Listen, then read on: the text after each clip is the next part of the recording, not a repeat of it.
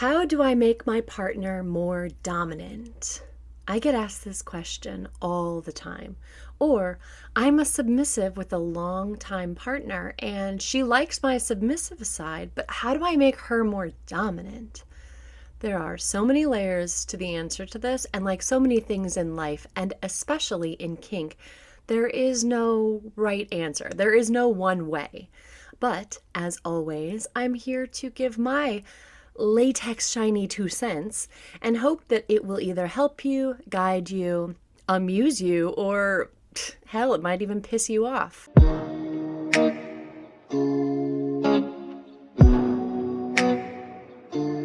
Hello, my pets. Welcome into The Dungeon, the podcast for submissives to learn, grow, be entertained, and ultimately to find empowerment in their submissives, and this is for their dominance too. I'm your host, KatNash, the Music City Dominatrix, and today we are talking all about how to make your partner more dominant. Now, I have a lot to say on this, and you may not like it, but I'm also going to start including insight from the community in a new segment of the podcast called Submissions. So you'll get more than just the opinions of a brilliant, beautiful, but currently PMSing Femdom. You're welcome. This week's topic is inspired by a longtime loyal listener who is in a very involved, committed relationship. They've been together and relatively vanilla for years, but the submissive has a very strong desire to be a sissy sub and for his partner to step up as his femdom. According to the submissive, whom I will call Del, he takes on the submissive role in their everyday life as a house husband. His woman is the breadwinner, and Del helps take care of the kids, and he cooks for her during the week. His partner takes the lead in their relationship, and he has supported her in her career and in other things that she wants to do. Del also validates his submissive nature by saying that he thinks he's been open to listening to her and acknowledging her feelings and concerns. These are quotes. Guys, I'm going to stop right there because though I know Del to be a kind and respectful gentleman, this actually really pissed me off.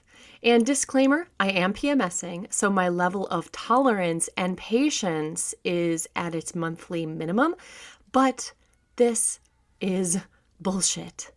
Taking on a traditionally female role does not equal being a submissive.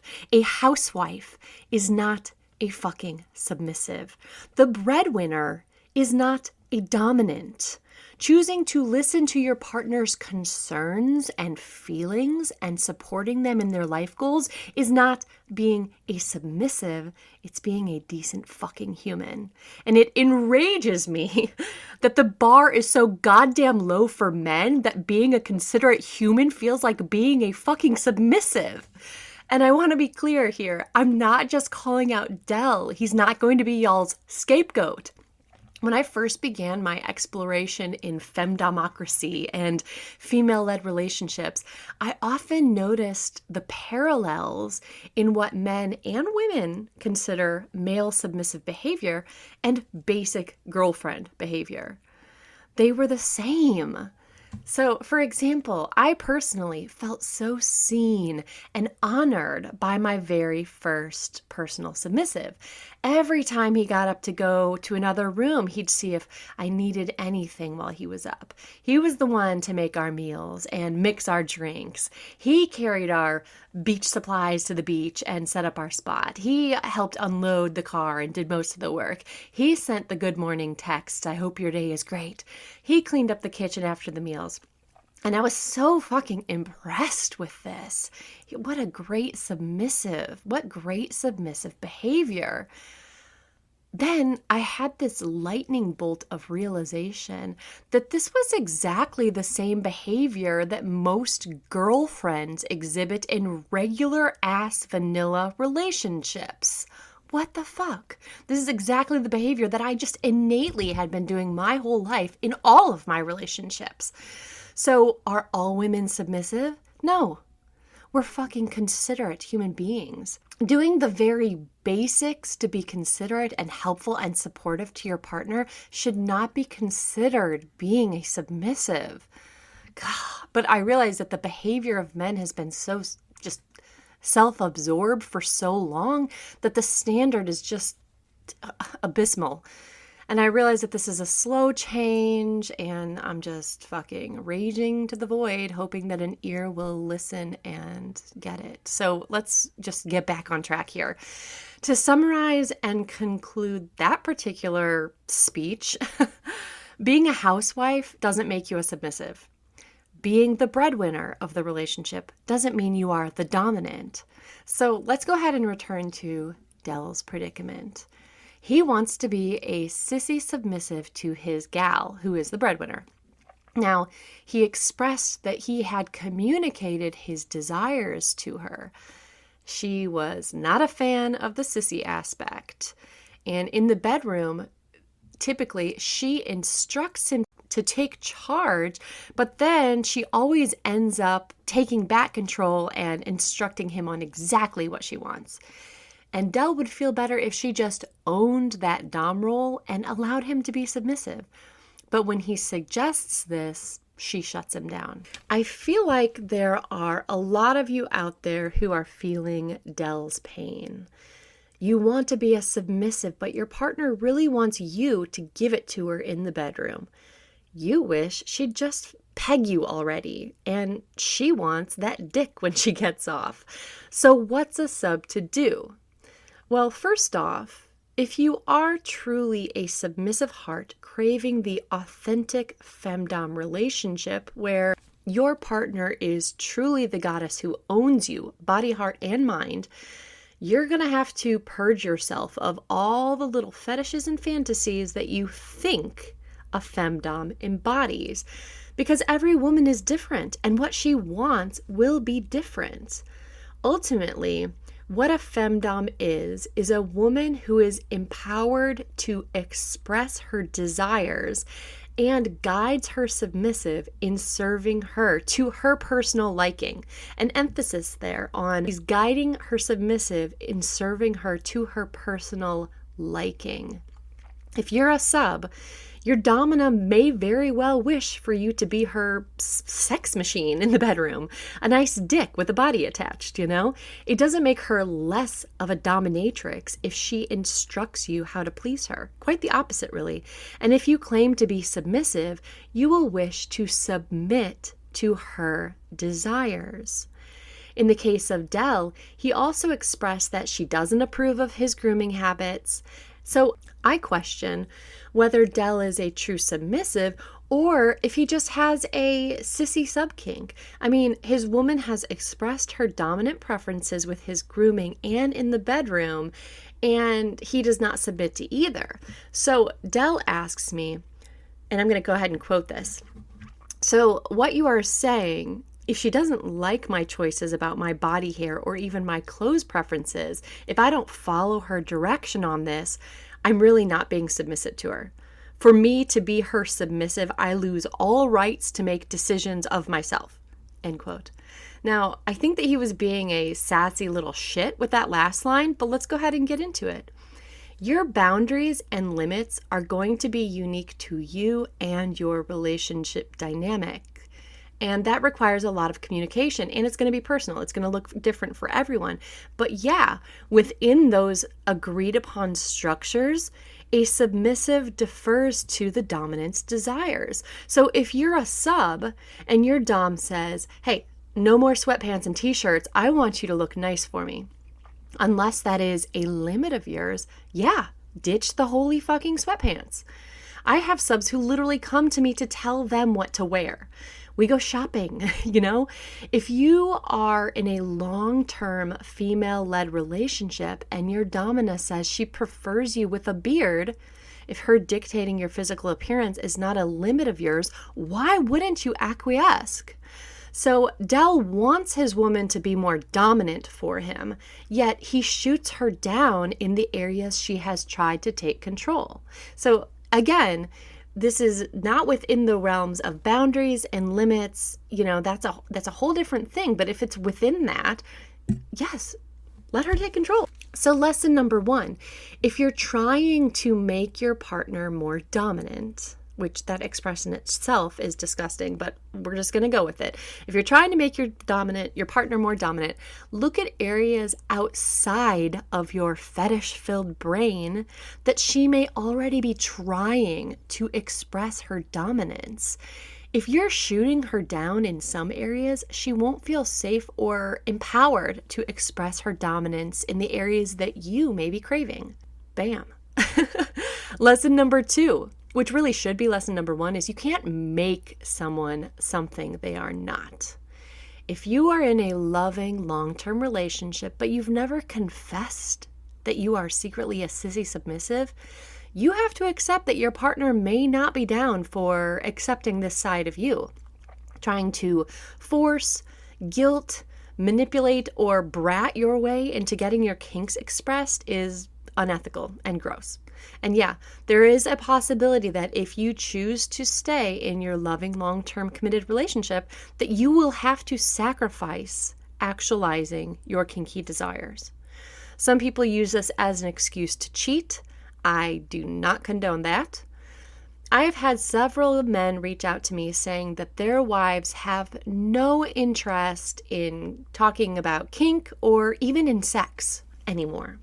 This is a reality some of you just have to face.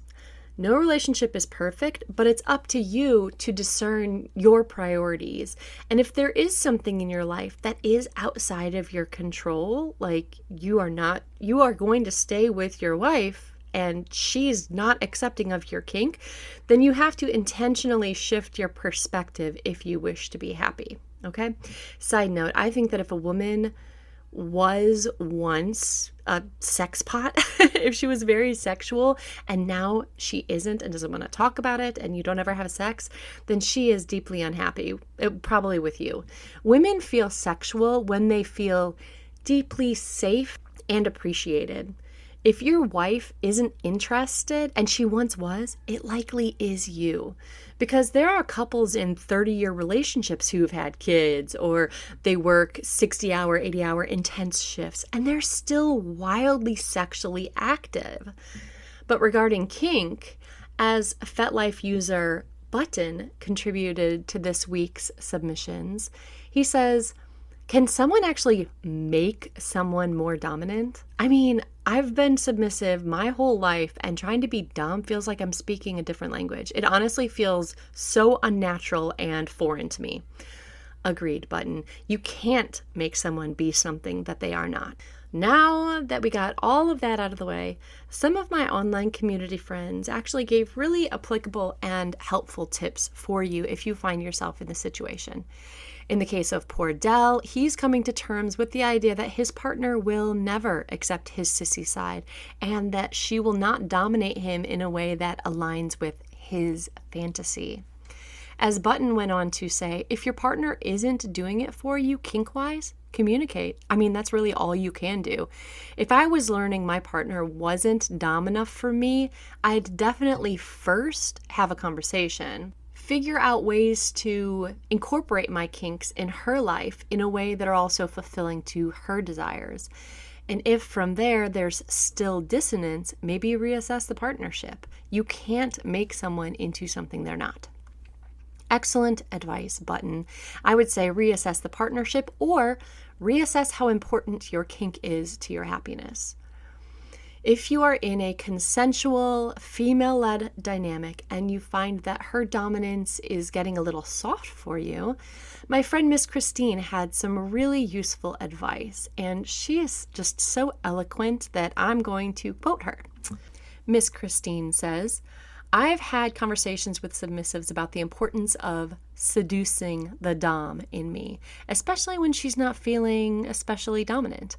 There are little things that tend to trigger my dominant headspace regardless of my mood. So get to know your dom and what her specific triggers are. Examples for me include kneeling or placing yourself lower than me, offering me my drink or a treat in a submissive way, especially if it's very formal, referring to me by my honorific, assuming that I've permitted you to use it, setting the music and lights how I prefer them, offering to provide a service like fetch a drink, run a bath, give a massage, etc. There are lots of these small things. It just depends on the situation and timing.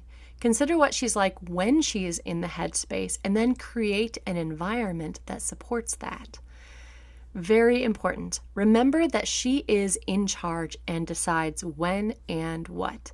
Your task is to remind her in gentle and submissive ways that you are there for her pleasure, her entertainment, her use.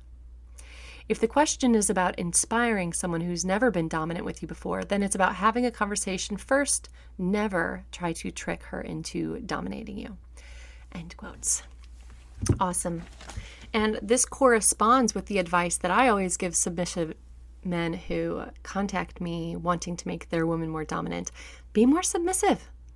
I've seen such amazing success with this. It's so simple, but from some of my one-on-one sub-school clients, so many guys want their women to begin doming them so that they can step into their submission. But I implore you to step into your submission first. Begin serving her. Submit to her wants, desires, and fantasies. And this will embolden her to begin actualizing her dominance. Another interesting contribution from the submission community was Sir Wade at Night. He and his women have a great connection and have the energy of play and exploration in their kink. She was typically a submissive, but he told her that he would let her take control for a while. She didn't know where to start, so he made a little game of it where he put instructions in envelopes, like 3 hand swings of a paddle or 10 swings even harder. And since this was an exploratory game to keep the energy light and fun, there was a gift for her after she carried out the tasks in all of the envelopes. Now, yes, this may sound like topping from the bottom or an iteration of it to some of you. And while that may be true, but in scenarios where someone is new to kink and unsure, this is really a perfect way to do it. A friend of mine named Pan told me about a game that he played with an ex-lover. They would both write down several different kink I have a train in the background. They'd write down different kink scenes or role plays and fantasies, and they would drop them in a hat. Then they'd take turns picking one and acting them out. It doesn't have to be so serious. And in fact, it shouldn't be if your partner is new to kink.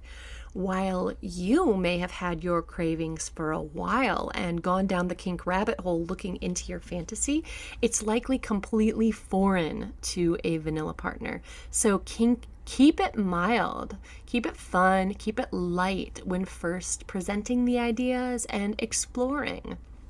So to summarize, if you want your partner to be more dominant, look at how you are already submitting to their desires. Are you truly wanting a Femdom dynamic, or are you just wanting to play a submissive in the bedroom? Look at where you might be squashing your partner's sense of dominance. Communicate, fucking communicate already, and accept that ultimately you cannot expect someone to change for you. If you are already in a Femdom dynamic, be sure that you are always viewing your partner through the eyes of being her submissive, so that you're creating an environment and an energy where she can step effortlessly into her dominance. And if it's a new exploration, keep it light, keep it fun. I hope that this episode has helped. Like and subscribe for more. Connect if you have other ideas. Comment down below. Send me a message. You can find my contact info and offerings at www.KatNash.com. You can also find me on FetLife, KatNash. It's all one word. I look forward to hearing from you and seeing you next week. Until next time, stay kinky, my pets.